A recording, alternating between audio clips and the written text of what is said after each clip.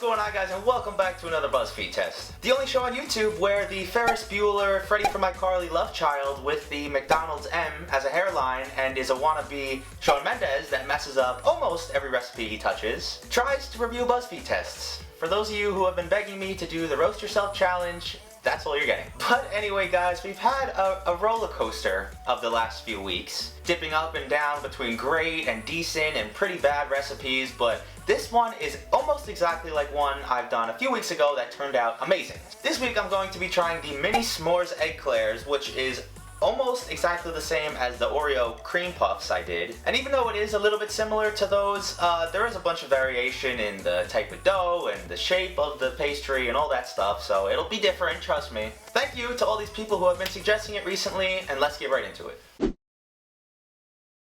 So guys, since this recipe is pretty much a mirror image of what we did a couple weeks ago, the ingredients are gonna almost be the same. And those are consisting of some flour, some marshmallow fluff, salt, graham crackers, some mini marshmallows, heavy cream, some water, a dark chocolate bar, and a couple eggs. So the first thing you gotta do before anything else is to grab a sleeve of your graham crackers and crush it up in a food processor or a blender. You could also buy these already pre-crushed in the store, I'm pretty sure, but of course I did not. The next thing we have to do is to start our dough, which is the base and most important part of this recipe. You're gonna throw a full stick of butter with 1 teaspoon of salt and 1 cup of water in a pan and let it come to a boil. The second it starts boiling, turn the heat down to medium-low.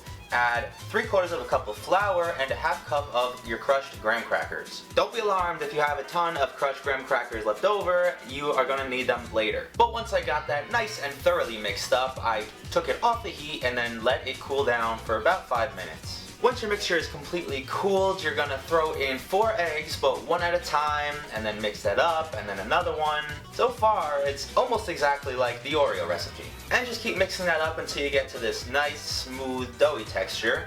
And now it is time to fill our piping bag.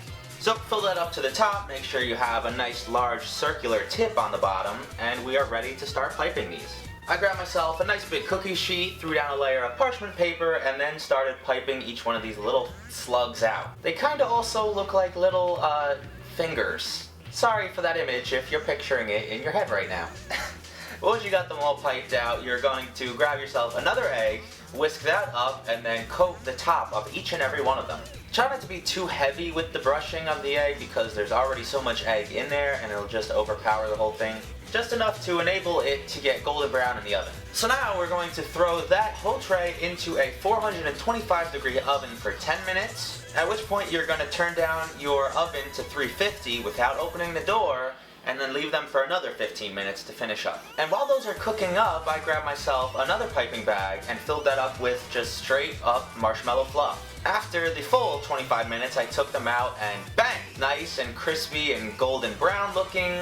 I think we have another winner on our hands. So after I let them cool for a minute, I took them one by one and cut in a nice little X in the bottom. This is to allow them to steam out a little bit and then maintain their shape and not become soggy. After I cut an X in every single one of them and I let them come to room temperature, I finally was able to pipe them.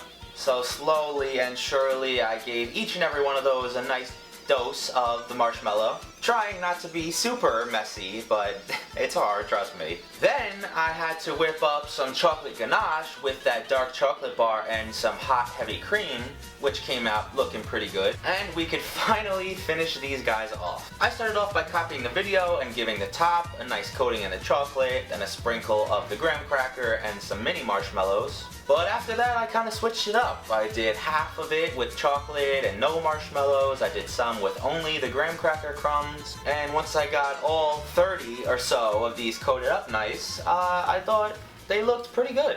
Is it just me, or is my plating getting better with every week that goes by? Either that, or I'm getting overly confident and prematurely tweeting at celebrity chefs. Anyway, let's give it a try. So this is one with all 3 of the ingredients I was topping them with, the chocolate, graham crackers, and marshmallow. And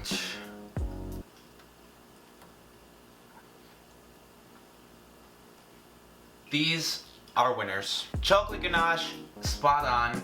The marshmallow fluff, the crunchiness of the outside, all really, really good. I have one major complaint though. You couldn't really tell because I edited this and it seems like I just piped them now, but I probably piped these about 25 to 30 minutes ago. The marshmallow fluff and the inside of the pastry kind of like meshed together and became really like this mushy consistency. Taste, 10 out of 10. They taste great. Texture, not so much. So if you want to try these, I definitely recommend it, but wait until like the minute before you want to eat them to pipe them. Still a really good dessert though. 8.5 out of 10. Hope you guys enjoyed this week's Buzzfeed test. If you did, smash a like on this one for me. You guys know the drill. For all of you guys who went to VidCon last week and was hoping that I would go, my schedule just did not work out, and I know a lot of you guys were upset, so I'm very, very sorry. If you did go, let me know how your weekend was down in the comments, and I can promise you that I'm definitely going to Playlist DC in September. That's a definite. Other than that, guys, my social links are right down in the description if you want to go follow me on those. I hope you have an absolutely awesome rest of your week, and I'll see you right back here next Thursday. Peace!